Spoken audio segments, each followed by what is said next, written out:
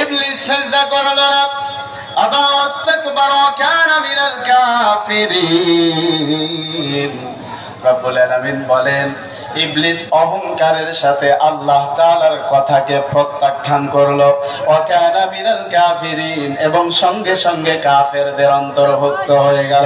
নাউযুবিল্লাহ।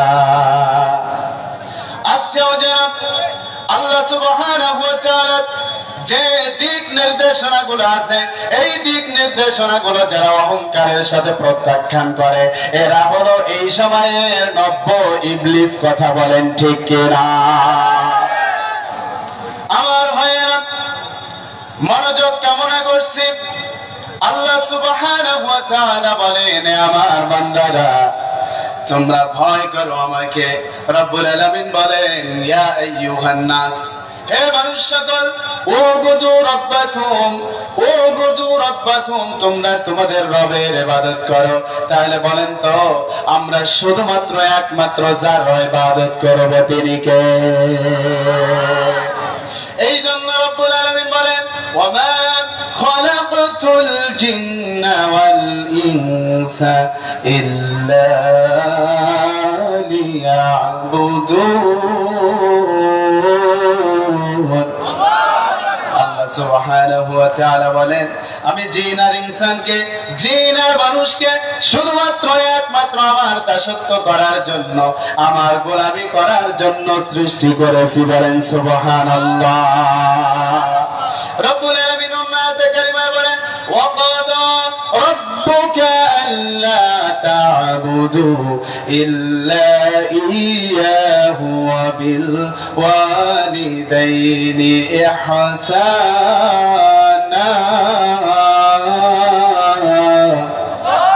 রব্বুল আলামিন বলেন, ওয়া কাদা রাব্বুক, তোমাদের রবের হুকুম, তোমাদের রবের ফয়সালা।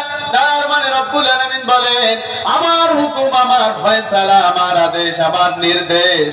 রব্বুল আলামিন বলেন, আল্লাহ তা'বুদু ইল্লা ইয়্যাহু, তোমরা আমি ব্যতীত অন্য কারো ইবাদত করতে পারবে না। এই নির্দেশ যিনি দিয়েছেন, গলার আওয়াজ বড় করে বলেন তো মুসলমান তিনি কে? বলেন তো, আল্লাহ ব্যতীত অন্য কারো ইবাদত করা যাবে? এ জোরে কান যাবে? তাহলে মাজারের মধ্যে সেজদা আছে না নাই? পীরের পায়ে সেজদা আছে না নাই? এমন মুসলমান নারী পুরুষ আমাদের সমাজে আছে না নাই? আমার বাবাজিরা, সেজদা পাওয়ার শুধুমাত্র একমাত্র যোগ্য মালিক যিনি, গলার আওয়াজ বড় করে চিল্লা বলেন তো তিনি কে? এই জন্য আপনার জীবনের, আমার জীবনের যত ইবাদত হবে, যত আমল হবে, সমস্ত আমল যার জন্য হবে, বলেন তিনি কে? আমার বাবাজিরা, তাহলে যত আমল করবেন, যত ইবাদত করবেন, সমস্ত আমল, সমস্ত ইবাদতে আল্লাহর ভয় থাকার দরকার আছে না নাই? আমার বাবাজিরা, আপনি যখন নামাজে দাঁড়াবেন, আমি যখন নামাজে দাঁড়াবো, খুশু খুশুর সাথে নামাজ আদায়ের দরকার আছে না নাই? মুসলমান, নামাজে দাঁড়ার পরে যদি দোকানের হিসাব করেন, তাহলে বলেন তো নামাজ কি হবে? জোরে কোন? নামাজ কিন্তু হবে না। নামাজে যখন দাঁড়িয়ে যাবেন, নামাজে যখন দাঁড়ায় যাব, শুধুমাত্র একমাত্র ভয় করব কাকে? সকলে কোন ভয় করব কাকে? এই জন্য রব্বুল আলামিন বলেন, হে মানুষ সকল, উবুদু রাব্বাকুম, তোমরা তোমাদের রবের ইবাদত করো, তোমরা তোমাদের রবের গোলামি করো, রবের দাসত্ব করো। আল্লাযী খালাকাকুম ওয়াল্লাযীনা মিন ক্বাবলিকুম, যিনি তোমাদেরকে সৃষ্টি করেছেন, তোমাদের পূর্বপুরুষদেরকে সৃষ্টি করেছেন। বলেন না সুবহানাল্লাহ? তাহলে বলেন তো বাবাজি, আপনাকে আমাকে যিনি সৃষ্টি করেছেন, সেই রব্বুল আলামিন যিনি, সকলে চিল্লা বলেন তিনি কে? তাহলে যে রব্বুল আলামিন আপনাকে আমাকে সৃষ্টি করলেন, সেই রব্বুল আলামিনকে চেনার দরকার আছে না নাই? জোরে কোন? চিনবেন কিভাবে? রব্বুল আলামিনের নামের পড়া যদি আপনি পড়তে পারেন, তাহলেই তাকে চিনতে পারবেন, ঠিক কিনা? রব্বুল আলামিন বলেন, ইকরা বিসমি রাব্বিকাল্লাযী খালাক, বলো তোমার প্রভুর নামে যিনি সৃষ্টি করেছেন। গলার আওয়াজ বড় করে বলেন তো, আপনাকে আমাকে যিনি সৃষ্টি করেছেন তিনি কে?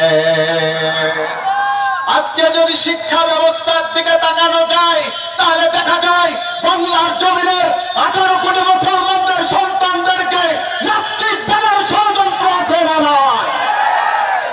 আজকে শিক্ষা ব্যবস্থায় ইসলাম নৈতিক শিক্ষা যে বই আছে, এই বইয়ের মধ্যে মূর্তির ছবি আছে না নাই? আছে না নাই? তাহলে এই পড়া যদি আপনার সন্তান আমার সন্তান পড়ে, আগামীতে মনে হয় না যে আপনার সন্তান আপনার সেবা করবে, বরঞ্চ আপনি পিতা হয়ে যদি আপনার সন্তানকে ওই শিক্ষা দেন, আপনার সন্তান যখন ওই শিক্ষা অর্জন করে বাড়িতে চলে আসবে, আপনাকে ঘর থেকে সর্বপ্রথম বের করে দিবে। আর যদি কোরআনী শিক্ষায় আপনার সন্তানকে শিক্ষিত করতে পারেন, আল্লাহর কসম করে বলি, আপনার সন্তান আপনার সঙ্গে বেয়াদবি করার সাহস পাবে না। জোরে কোন ঠিক কিনা? এই জন্য সন্তানকে কোরআনের শিক্ষা দেওয়ার দরকার আছে না নেই? জোরে কোন আছে না নাই? আমার ভাইয়েরা, আল্লাহ সুবহানাহু ওয়া তাআলা বলেন, হে মানুষ সকল, তোমরা তোমাদের রবের ইবাদত করো যিনি তোমাদেরকে সৃষ্টি করেছেন। ওয়াবুদু রাব্বাকুমুল্লাযী খালাকাকুম ওয়াল্লাযীনা মিন ক্বাবলিকুম, যিনি তোমাদের এবং তোমাদের পূর্বপুরুষদেরকে সৃষ্টি করেছেন। লাআল্লাকুম তাত্তাকুন, যাতে করে তোমরা তাকওয়াবান হতে পারো। বলেন না সুবহানাল্লাহ। অর্থাৎ যাতে করে তোমরা আল্লাহ ভীতি অর্জন করতে পারো। ও মুসলমানেরা, তাহলে আজকের আমাদের আলোচনার বিষয় হলো তাকওয়া, আল্লাহ ভীতি অর্জন। আমার বাবাজিরা খুব ভালো করে খেয়াল করেন, তাকওয়া বিষয়ে কোরআনুল কারীম থেকে 1 নম্বর কথা আল্লাহ সুবহানাহু ওয়া তাআলা বলেন, ইয়া আইয়ুহাল্লাযীনা আমানু তাকুল্লাহা ওয়া যারু মা বাকিয়া মিনার রিবা ইন কুনতুম মুমিনিন।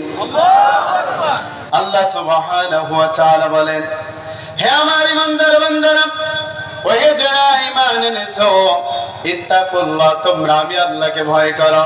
তাহলে বলেন তো, ইমানদার যারা তারা ভয় করে যাকে, সকলে বলেন তো তিনি কে? জোরে কোন।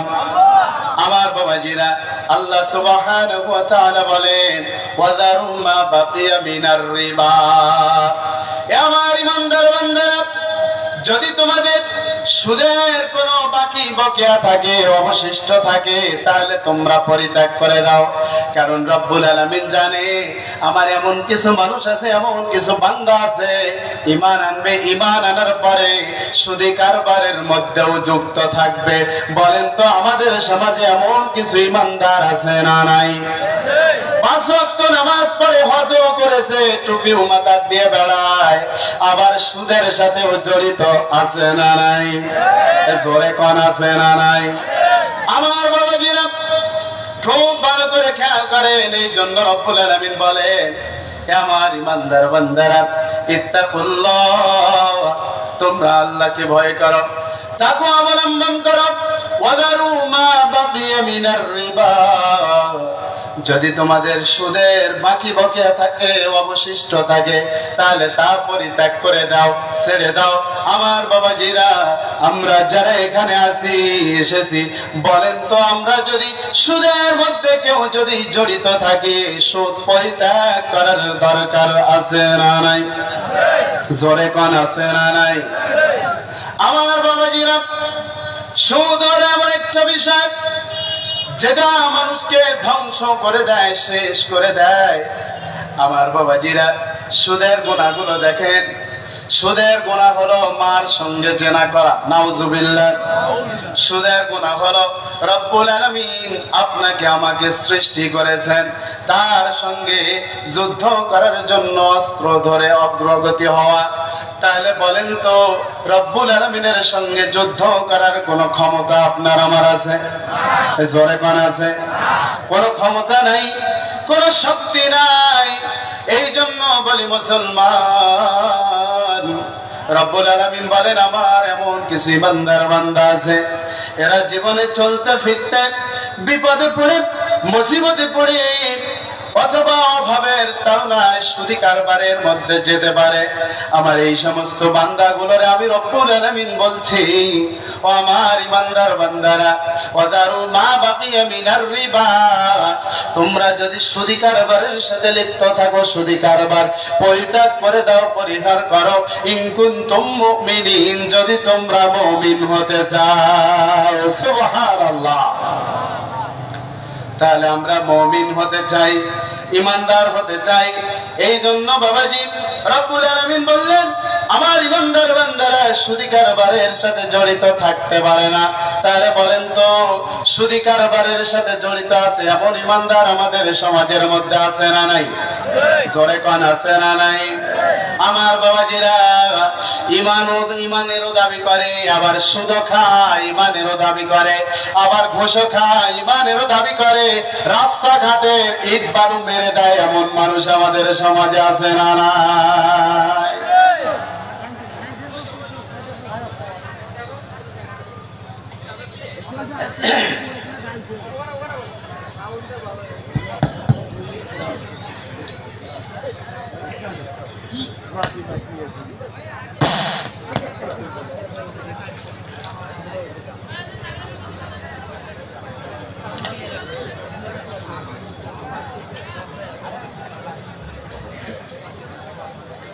আজকের অবস্থা বেশি ভালো না। জি ইনশাল্লাহ, আমি মনে হয় 3 বার অথবা 4 বার এইভাবে মাঝে মাঝে ব্রেক খাইলাম। আমি আলোচনা তো ভুলে গেছি। তো যাই হোক, ইনশাআল্লাহ সামনের দিকে যাওয়ার চেষ্টা করছি। আপনারা একটু আগিয়ে আসেন, একটু চেষ্টা করেন, দেখেন দেখি। ইনশাআল্লাহ চেষ্টা করেন, চেষ্টা করেন, একটু আগিয়ে আসেন ইনশাআল্লাহ। জি আগান আগান আগান আগান, আগিয়ে আসেন ইনশাআল্লাহ, আগিয়ে আসেন।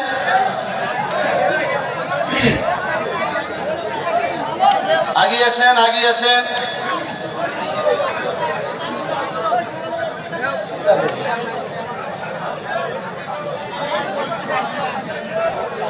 আমার ভাইয়েরা খুব ভালো করে খেয়াল করেন, তাকওয়া বিষয়ে কোরআনুল কারীম থেকে 2 নম্বর কথা আল্লাহ সুবহানাহু ওয়া তাআলা বলেন, ইয়া আইয়ুহাল্লাযীনা আমানুসবিরু ওয়া সাবিরু ওয়া রাবিতু ওয়াত্তাকুল্লাহা লাআল্লাকুম তুফলিহুন। আল্লাহ সুবহানাহু ওয়া তাআলা বলেন, হে আমার ইমানদার বান্দারা, ওহে যারা ঈমান এনেছো, ইসবিরু, তোমরা ধৈর্য ধারণ করো, ওয়াসাবিরু, ধৈর্যের মধ্যে অটল থাকো, ধৈর্যের মধ্যে দৃঢ় থাকো।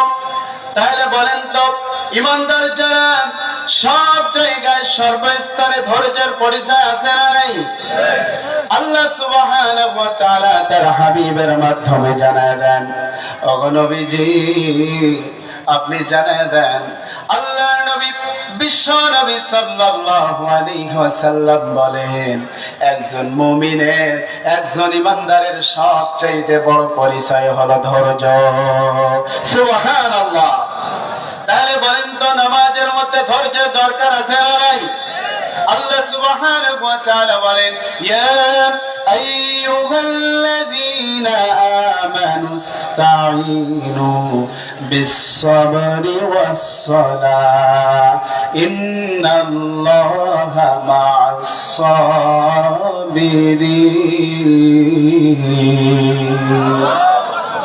আল্লাহ সুবহানাহু ওয়া তাআলা বলেন, হে আমার ইমানদার বান্দারা, ইসতাঈনু বিস-সাবরি ওয়াস-সালাহ,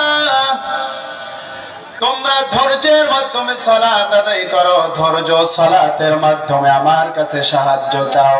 তাহলে যখন নামাজে আপনি আমি দাঁড়াবো, তখন ধৈর্য ধারণের দরকার আছে না নাই? আমার বাবাজিরা, তাহলে বোঝা গেল একজন একজন মুমিনের সবচাইতে বড় গুণ হলো ধৈর্য।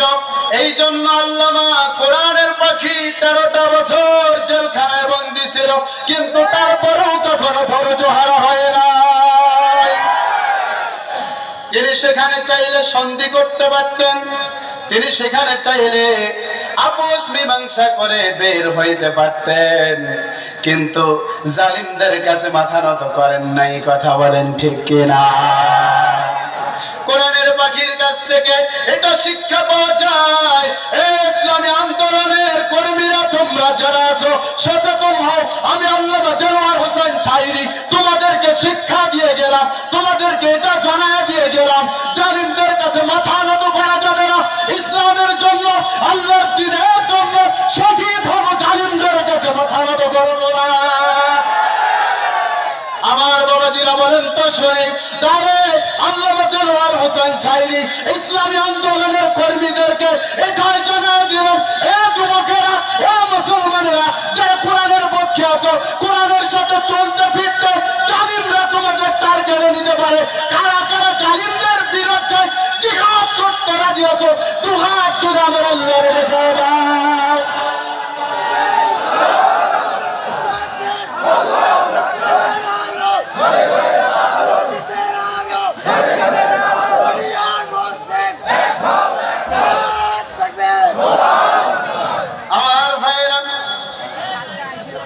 খুব ভালো করে খেয়াল করে মনোযোগ কামনা করছি বাবাজি।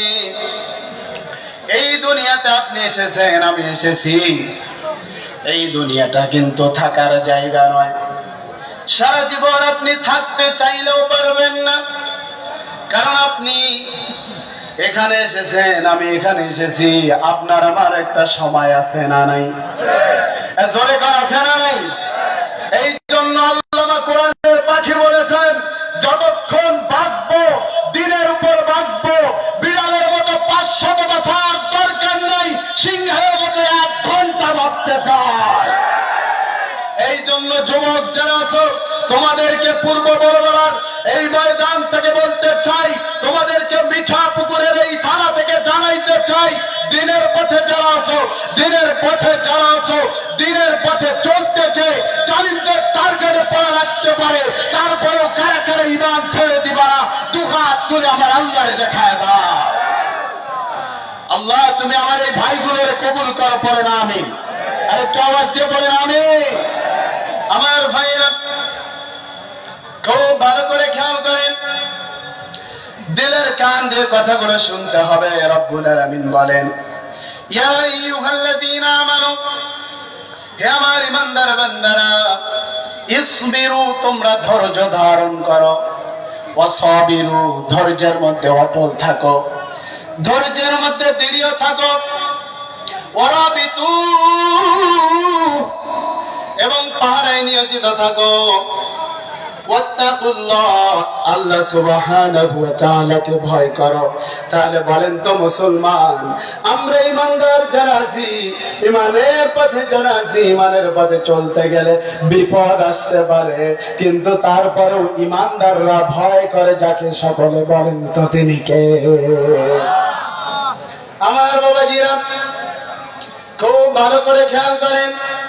এই জন্য রব্বুল আলামিন বলেন, আমার ঈমানদার বান্দারা, তোমরা তাকওয়া অবলম্বন করো, আল্লাহ ভীতি অর্জন করো।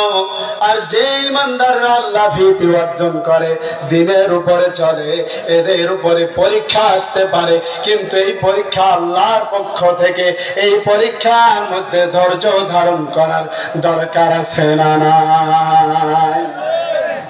আমার বাবাজিরা, আল্লাহ সুবহানাহু ওয়া তাআলা বললেন, লাআল্লাকুম তুফলিহুন, যাতে করে তোমরা সফল হতে পারো, সফলতা অর্জন করতে পারো। এই জন্য সফল হতে গেলে তাকওয়া অবলম্বন করতে হবে, ধৈর্যের পরিচয় দিতে হবে, সর্ব অবস্থায় সব সময় ধৈর্য ধারণ করতে হবে। এই জন্য রব্বুল আলামিন সূরা আসরের মধ্যে জানায় দেন, আল্লাহর কোন বান্দা যদি 4টা গুণ যদি অর্জন করতে পারে, এই সূরা আসর তারে জান্নাত পর্যন্ত নিয়ে যাবে। বলেন সুবহানাল্লাহ। আল্লাহ সুবহানাহু ওয়া তাআলা বলেন ওয়ালা সময়ের কসম, যুগের কসম, এই যে পৃথিবীতে দেখেন কত বড় বড় সৃষ্টি আছে, কত বড় বড় জীব আছে, কিন্তু এগুলোর একটার কসম খাইলেন না, না খেয়ে রব্বুল আলামিন সময়ের কসম খাইলেন। তার মানে এখান থেকে বোঝা যায় যত সৃষ্টি আছে সমস্ত সৃষ্টির মধ্যে সময়ের মূল্য কম না বেশি? অবশ্যই সময়ের মূল্য আছে, সময়ের দাম আছে। এই জন্য রব্বুল আলামিন বলেন, আমার বান্দারা, আমি সময়ের কসম করে বললাম, ইন্নাল ইনসানা লাফি খুসর, নিশ্চয় সমস্ত মানুষ ক্ষতির মধ্যে রয়েছে। তাহলে সমস্ত মানুষ ক্ষতির মধ্যে আছে। রব্বুল আলামিন বলেন ইল্লাল্লাযীনা আমানু, তবে তারা ব্যতীত যারা ঈমান এনেছে। সুবহানাল্লাহ বলবেন না? রব্বুল আলামিন বলেন সমস্ত মানুষ ক্ষতিগ্রস্তের মধ্যে, সমস্ত মানুষ ক্ষতির মধ্যে রয়েছে, তবে তারা ব্যতীত যারা ঈমান এনেছে। তবে লাখো কোটি সুজুদ রব্বে কারীমের দরবারে আমরা নিজেদেরকে ঈমানদার বলে পরিচয় দিতে পারি। কথা বলেন ঠিক কি না? আল্লাহ সুবহানাহু ওয়া তাআলা বলেন ইন্নাল ইনসানা লাফি খুসর, সমস্ত মানুষ ক্ষতিগ্রস্তের মধ্যে রয়েছে, ইল্লাল্লাযীনা আমানু, তবে তারা ব্যতীত যারা ঈমান এনেছে। তারপরে বললেন ওয়া আমিলুস সালিহাত, যারা সৎ কাজ করে, নেকির কাজ করে, সৎ আমল করে।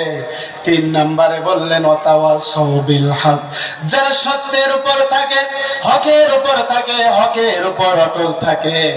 বিপদ আসে, আপদ আসে, বালা মুসিবত আসে, কিন্তু তারপরেও বিপদের কাছে মাথা নত করে না, জালিমদের কাছে মাথা নত করে না, হকের উপর অটল থেকে জীবন পরিচালনা করে। 4 নম্বরে আল্লাহ সুবহানাহু ওয়া তাআলা বলেন ওয়াতাওয়াসাউ বিস-সাবর, যারা ধৈর্য ধারণ করে, সবর ইখতিয়ার করে। আল্লাহ সুবহানাহু ওয়া তাআলা বলেন এই 4টা গুণ যদি কারো ভিতরে থেকে যায়, সূরা সূরের 4টা আমল, 4টা গুণ, 4টা বৈশিষ্ট্য যদি থেকে যায়, 1 নম্বরে ঈমানদার, 2 নম্বরে নেকির কাজ, সৎ আমল, 3 নম্বরে হকের উপরে জীবন যাপন, 4 নম্বরে ধৈর্য ধারণ। এই 4টা কাজ যদি আল্লাহর কোন বান্দা, আল্লাহর কোন বান্দি যদি জীবনের সাথে সেট করে নিতে পারে, আমার বাবাজিরা, এই সূরা আসর আল্লাহর বান্দা বান্দিরে জান্নাত পর্যন্ত পৌঁছায় দিবে। আমার বাবাজিরা, তাকওয়া বিষয়ে কোরআনুল কারীম থেকে 3 নম্বর কথা আল্লাহ সুবহানাহু ওয়া তাআলা বলেন ইন্নাল্লাযীনা তাকাউ ইযা মাসসাহুম তাইফুম মিনাশ শাইতান من الشيطان تذكروا فإذا هم مبصرون الله سبحانه وتعالى বলেন ইন্না নিশ্চয় যারা ইত্তাকাউ, আল্লাহকে ভয় করে, নিশ্চয় যারা তাকওয়া অবলম্বন করেছে, ইযা মাসসাহুম তাইফুম মিনাশ শাইতান, আল্লাহ সুবহানাহু ওয়া তাআলা বলেন আমার তাকওয়া অবলম্বনকারী বান্দাগুলোকে যখন শয়তান কুমন্ত্রণা দেয়, যখন শয়তান স্পর্শ করে ফেলে, শয়তান যখন আমার তাকওয়া অবলম্বনকারী, আল্লাহ ভীতি অর্জনকারী বান্দাদেরকে যখন শয়তান আক্রমণ করা শুরু করে দেয়, এমন তো অবস্থায় আবার তাকওয়া অবলম্বনকারী বান্দাগুলো তাযাক্কারু, আমি রব্বুল আলামিনকে স্মরণ করে, আমি রব্বুল আলামিনকে স্মরণ করা মাত্রই ফাইদা হুম মুবসিরুন, আমার ওই তাকওয়া অবলম্বনকারী বান্দার দৃষ্টি শক্তি খুলে দেয়। আমার বাবাজিরা, মুফাসসিরিন কিরাম, তাফসীর কারকেরা, আল্লামা ইমাদউদ্দিন ইবনে কাসির তার তাফসীর গ্রন্থের মধ্যে লেখেন একজন যুবক আল্লাহওয়ালা, মসজিদে তার যাতায়াত ছিল, মসজিদের সাথে তার সম্পর্ক ছিল। এখন তো এরকম যুবক পাওয়া বড় মুশকিল। এখন এইরকম যুবক পাওয়া যায় না, মসজিদের সাথে সম্পর্ক বেশি। কিন্তু এমন যুবকের অভাব নাই, মেয়েদের সাথে সম্পর্ক বেশি। কথা বলেন ঠিক কিনা? কিন্তু সেই সময়ের যুবক যারা ছিল, আল্লাহর প্রতি তাদের ভয় ছিল, তাদের সম্পর্ক ছিল আল্লাহর সঙ্গে, তাদের সম্পর্ক ছিল আল্লাহর ঘর মসজিদের সাথে। আমার বাবাজিরা, আল্লামা ইমারুদ্দিন ইবনে কাসির তার তাফসীর গ্রন্থের মধ্যে লেখেন, একজন যুবক আল্লাহওয়ালা বুজুর্গ, এই যুবক আল্লাহর ঘর মসজিদের সাথে তার সম্পর্ক, সব সময় মসজিদে যাতায়াত করে, মসজিদের সাথে সম্পর্ক। কিন্তু শয়তানের টার্গেট আল্লাহর এই বান্দারে কিভাবে আল্লাহর ঘর থেকে দূরে সরিয়ে দেওয়া যায়, আল্লাহর ঘরে আসতে না দেওয়া যায়। শয়তান বিভিন্ন ভাবে প্রচেষ্টা করার পরে ব্যর্থ হয়ে গেছে। এক পর্যায়ে শয়তান একজন সুন্দরী নারী রমণীকে দ্বারা ওই যুবককে প্রেমের প্রস্তাব দেয়। কন্যা আউযুবিল্লাহ। এই যুবক, এই সুন্দরী নারী যুবক যখন মসজিদে যায়, মসজিদে যাওয়ার পথে, মসজিদে যাওয়ার সময় এই সুন্দরী নারী, সুন্দরী রমণী পথের মধ্যে দাঁড়ায় থাকে, যুবককে প্রেমের প্রস্তাব দেয়, যুবককে খারাপ কাজের জন্য আগ্রহ দেখায়। আমার বাবাজিরা, এক পর্যায়ে এই আল্লাহর বান্দা যুবক শয়তানের ধোঁকায় ধরা খেয়ে গেছে।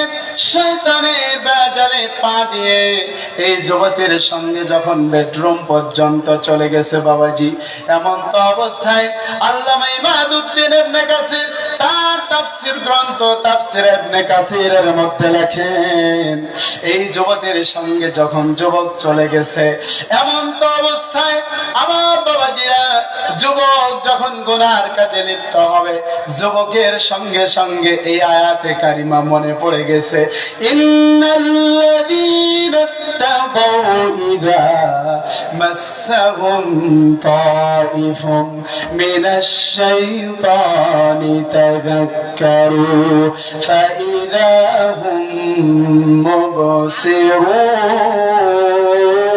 মুবসিরুন। যুবকের আয়াতে কারিমা মনে পড়ে গেছে। মনে পড়ার পরে সঙ্গে সঙ্গে যুবক সেন্সলেস হয়ে পড়ে গেছে, বেহুশ হয়ে পড়ে গেছে। আমার বাবাজিরা, বেহুশ হয়ে পড়ে যাওয়ার পরে একটু পরেই যখন যুবকের আবার হুঁশ ফিরে এসেছে, যুবক যখন জ্ঞান ফিরে পেয়েছে, তারপরে আবার এই আয়াতে কারিমা মনে পড়ে গেছে। এই আয়াতে কারিমা আবার মনে পড়ে যাওয়ার সঙ্গে সঙ্গে যুবক ইন্তেকাল করেছেন। আমার বাবাজিরা, খলিফাতুল মুসলিমিন হযরত ওমর ইবনুল খাত্তাব রাদিয়াল্লাহু আনহু তার কাছে খবর চলে গেল। যাওয়ার পরে হযরত ওমর ফারুক রাদিয়াল্লাহু তাআলা আনহু তিনি কিছু সংখ্যক সাহাবীদেরকে নিয়ে, এই যুবকের বাবাকে নিয়ে তার জানাজা পড়লেন। তার কবরের উপরে জানাজা পড়ে যুবককে উদ্দেশ্য করে বলেন, ওয়ালিমান খাফা মাকামা রাব্বিহি জান্নাতান।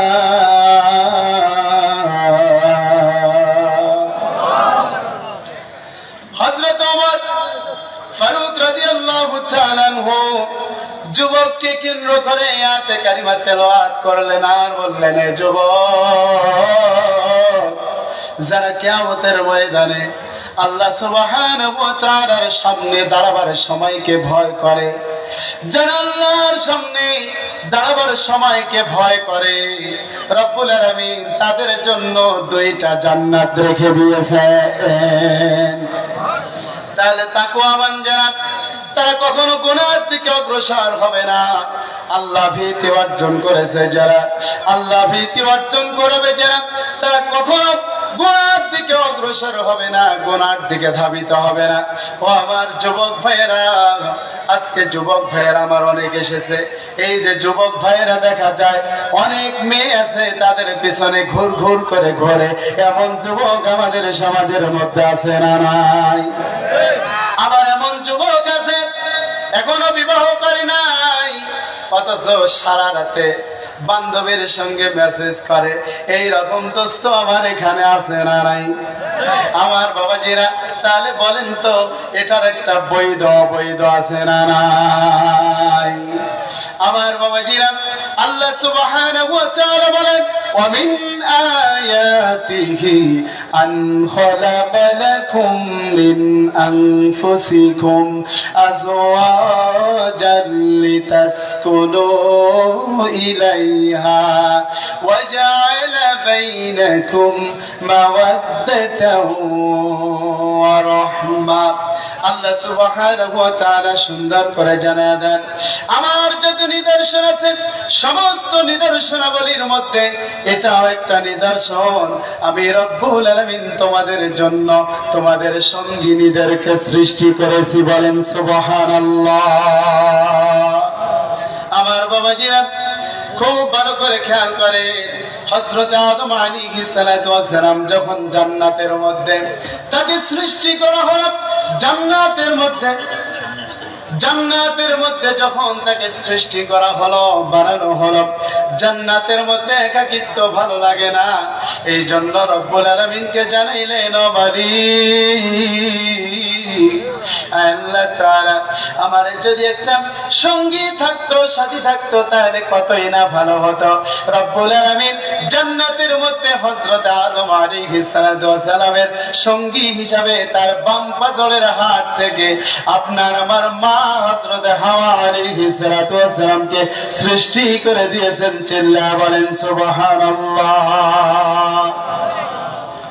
সৃষ্টি করলেন আর সীমারেখা জানিয়ে দিলেন, ওয়ালা তাকরাবা হাদিহিস শাজারাতা ফাতাকুনা মিনাজ জালিমিন। রব্বুল আলামিন জানালেন, তোমরা জান্নাতের মধ্যে যেখানে মন চায় সেখানে যাও, যেখানে যেতে মন চায় সেখানে যাও, যা খাইতে মন চায় তাই খাও। ওয়ালা তাকরাবা হাদিহিস শাজারাতা ফাতাকুনা মিনাজ জালিমিন। তবে হ্যাঁ, ওই গাছের নিকটবর্তী হও না। যদি তোমরা ওই গাছের নিকটবর্তী হও তাহলে তোমরা জালিমদের অন্তর্ভুক্ত হয়ে যাবে। তাহলে বলেন তো, আপনার আমার আদি পিতা আদি মাতা হযরত আদম আলাইহিস সালাতু ওয়াস সালাম, হাওয়া আলাইহিস সালাতু ওয়াস সালাম জান্নাতের মধ্যে বসবাস করছিল।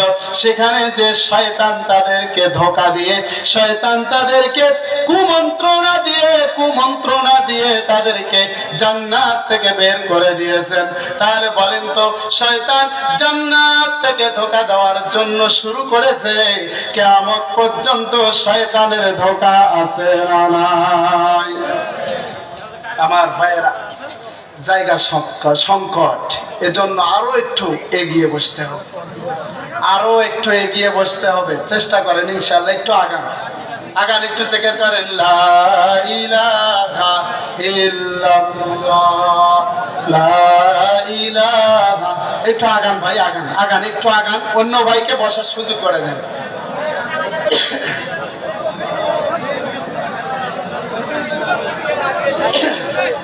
বলেন লা ইলাহা। আমাদের প্রধান আলোচক এসে গেছেন, আর চিন্তা নাই তো, একটু পরে তিনি আসবেন ইনশাআল্লাহ।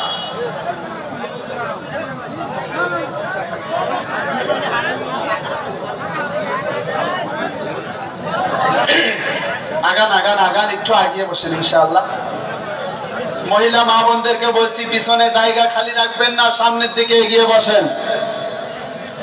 আমার ভাইয়েরা, তাহলে শয়তানের ধোঁকা আছে, শয়তানের কুমন্ত্রণা আছে, কিন্তু শয়তানের ধোঁকায় পড়া যাবে না, শয়তানের কুমন্ত্রণায় পড়া যাবে না। এই জন্য একজন তাকওয়াবান মুমিন ব্যক্তি, ইমানদার ব্যক্তি, সে কখনো শয়তানের ধোঁকায় পড়তে পারে না। কারণ শয়তান তো কুমন্ত্রণা দিতে থাকবে, কুমন্ত্রণা দিবে। শয়তান চায় আল্লাহর বান্দা যেন ইবাদত না করে। এই জন্য কিন্তু শয়তান চেষ্টা করবে, কথা বলেন ঠিক কিনা? এই জন্য শয়তানকে কোন সুযোগ দেওয়া যাবে না। শয়তান চাবে নামাজ পড়িস না, যুবক মসজিদে যাস না, শয়তানের এই কথার দিকে প্রশ্রয় দেওয়া যাবে? জোরে কোন যাবে? এই মিঠা পুকুরের মাটিতে কোন শয়তান মার্কা মানুষে যদি আসে, আল্লাহর বান্দাদেরকে আল্লাহর দিন থেকে দূরে সরার প্রচেষ্টা করে, তার ভাঙ্গা জবাব দিতে হবে মুসলমান। কথা বলে ঠিক কিনা? কারণ মিঠা পুকুরের মাটি ইসলামের ঘাঁটি। জোরে কান ঠিক কিনা? এই মিঠা পুকুরের যুবকদের রক্ত ঝরেছে। কথা বলেন ঠিক কিনা? মিঠা পুকুরের যুবকরা দরকার হয় আরো রক্ত দিবে, তারপরেও বাংলার জমিনে ইসলামের বিজয় দেখেই ছাড়বে ইনশাআল্লাহ। আমার বাবাজিরা খুব ভালো করে খেয়াল করেন, তাকওয়া এমন একটা বিষয়, একজন ব্যক্তি যখন তাকওয়া অবলম্বন করবে, এই ব্যক্তিকে দিয়ে চুরি করাতে পারবেন না। কারণ সে ভয় করবে ওই সময়কে, যদি আমি তাকওয়া অবলম্বন করা মানুষ যদি এখন আমি চুরি করি, তাহলে রব্বুল আলামিনের দরবারের জবাব দেব কি? কিয়ামতের ময়দানটা এমন একটা কঠিন পরিস্থিতি, এমন একটা কঠিন বিভীষিকাময় অবস্থা হবে, যে সময় মানুষগুলো পাগলের মতো হয়ে যাবে। মা কি সন্তান চিনতে পারবে না, আবার সন্তান মাকে চিনতে পারবে না। এমন একটা কঠিন সময় সৃষ্টি হয়ে যাবে, এমন একটা পরিস্থিতি হয়ে যাবে। কিছু মানুষ থাকবে যে মানুষগুলোর ঘাম রক্ত পোষ পা পর্যন্ত হবে, আবার কিছু মানুষ থাকবে হাঁটু পর্যন্ত হবে, আবার কিছু মানুষ থাকবে কোমর পর্যন্ত হবে, আবার কিছু মানুষ থাকবে এই ঘাম এগুলোর মধ্যে রক্ত পোষ পানি এগুলোর মধ্যে হাবুডুবু খাবে, এগুলো খেতেই থাকবে। এমন একটা কঠিন পরিস্থিতি হবে বাবাজি। কিয়ামতের ময়দানটা এমন একটা বিভীষিকাময় অবস্থা হবে, যে অবস্থাতে যে পরিস্থিতিতে আমার বাবাজিরা কোন মানুষ পার পাবে না। তাহলে বলেন তো এই সময়ের ভয় আমাদের অন্তরে আছে না নাই? জোরে কোন আছে না নাই? কোন ইমানদার সুদের সাথে সম্পৃক্ত হতে পারে? জোরে বলেন পারে? কোন মুমিন ঘুষের সাথে সম্পৃক্ত হতে পারে? কোন ইমানদার মুমিন মুত্তাকি সুদ ঘুষ খেতে পারে না? কথা বলেন ঠিক কিনা? এত দুঃখ রাখবো কোথায়, রাখার জায়গা নাই। এত দুঃখ রাখবো কোথায়, রাখার জায়গা নাই। আমাদের এই কপালেতে শান্তি বুঝি নাই, আমাদের এই কপালেতে শান্তি বুঝি নাই। ঠিক কিনা? এত দুঃখ রাখবো কোথায়, রাখার জায়গা নাই। আমাদের এই কপালেতে শান্তি বুঝি নাই, আমাদের এই কপালেতে শান্তি বুঝি নাই। আমার বাবাজিরা খোঁজার জায়গা নাই। যুবকরা, যে যুবকরা ইসলামের কথা ছিল, দিনের কথা ছিল, এই যুবকরা এখন ইসলামের বিরুদ্ধে চলে যাচ্ছে। কথা বলেন ঠিক কিনা? যুবকদেরকে কোরআনের দাওয়াত দেওয়ার দরকার আছে নাই? চলে বলেন মুসলমান আছে নাই? এত দুঃখ রাখবো কোথায়, রাখার জায়গা নাই। আমাদের এই কপালেতে শান্তি বুঝি নাই, আমাদের এই কপালেতে শান্তি বুঝি নাই। 5 ওয়াক্ত নামাজ পড়ে কপালে তার দাগ, মক্কাতে যায় না মেরাগে লাগায় হাজি শাহ। এজন্য ঠিক কিনা? 5 ওয়াক্ত নামাজ পড়ে কপালে তার দাগ, মক্কাতে যায় না মেরাগে লাগায় হাজি শাহ। তার দোকানে বসে হাজি, তার দোকানে বসে হাজি, টেলিভিশন চায়। নারায়ে তাকবীর, আল্লাহু আকবার, নারায়ে তাকবীর, আল্লাহু আকবার, নারায়ে তাকবীর, আল্লাহু আকবার।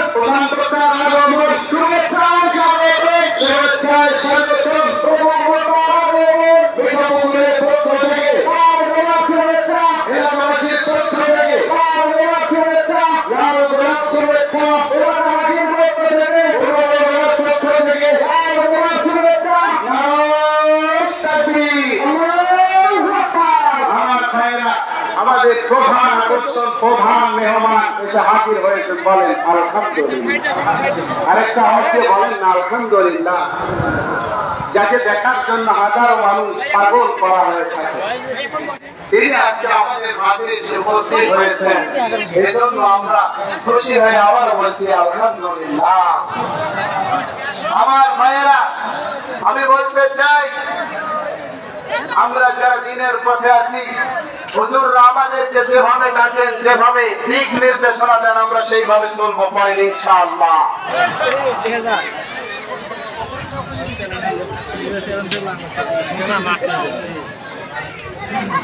এডি সামি আলো বিশেষই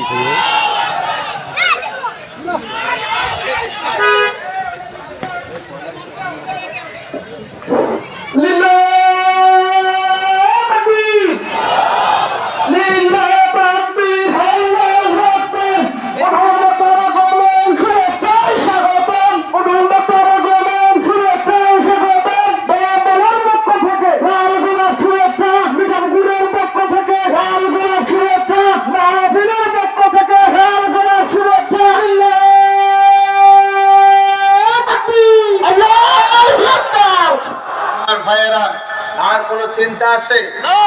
এখনই ছেড়ে দেব ইনশাআল্লাহ, এখনই ছেড়ে দেব। তো যাকে অনুপ্রেরণা করে, যার আলোচনা শুনে শুনে এত দূর পর্যন্ত এসেছি, আমার প্রিয় একজন আলেমে দ্বীন, যার কথা শুনে শুনে আমিও কোরআনের কথা বলা শিখেছি, আমার প্রাণ প্রিয় সাহেব মাওলানা আব্দুল্লাহ আল আমিন সাহেব। হযরতের জন্য দোয়া করি, আল্লাহ যেন হায়াতের মধ্যে বরকত দিয়ে দেন, পড়ে না আমি। আমি বলতে চাই, মিঠা পুকুরের মুসলমানদেরকে, এই মিঠা পুকুরের মুসলমানরা রক্ত দিতে জানে, কথা বলেন ঠিক কিনা? এই মিঠা পুকুরের মুসলমানরা নাস্তিকদের কাছে মাথা নত করতে জানে না, কথা বলেন ঠিক কিনা? আমি বলতে চাই, দিনের কথা বলতেছে, দিনের দাওয়াত দিতেছে, হযরত ইব্রাহিম আলাইহিস সালাতু ওয়াস সালামকে আগুনের মধ্যে নিক্ষিপ্ত হতে হয়েছিল, কথা বলেন ঠিক কিনা? হযরত মুসা আলাইহিস সালাতু ওয়াস সালামকে দেশান্তরিত হতে হয়েছিল, হযরত জাকারিয়া আলাইহিস সালাতু ওয়াস সালামকে করাত দিয়ে চিরে দুই টুকরো করতে হয়েছিল, হযরত আমির হামজাকে কলিজা বের করে দিতে হয়েছিল, কথা বলেন ঠিক কিনা? আমি মিঠা পুকুরের মুসলমানদেরকে বলতে চাই, দিনের পথে চলতেছে, দিনের কথা বলতেছে, কোরআনের পথে চলতেছে, কোরআনের কথা বলতেছে, আমির হামজার মতো কলিজা বের করে দেওয়া লাগতে পারে। মিঠা পুকুরের মুসলমানরা কারা কারা লাগিয়েছ, দু হাত তুলে আমার আল্লাহরে দেখা দাও।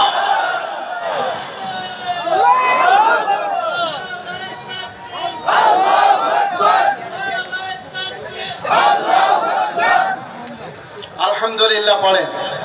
তো হুজুর এসেছেন, আমরা ইনশাআল্লাহ, আমি আমার আলোচনা এখানে ইতি টানছি। তো যতটুকু আলোচনা হলো, আল্লাহ তাআলা আমাদের বাস্তব জীবনে আমল করার তৌফিক দান করুক, পড়েন আমিন। দোয়া চেয়ে দোয়া করে শেষ করছি, আপনারা দোয়া করবেন। আসসালামু আলাইকুম ওয়া রাহমাতুল্লাহি ওয়া বারাকাতুহু।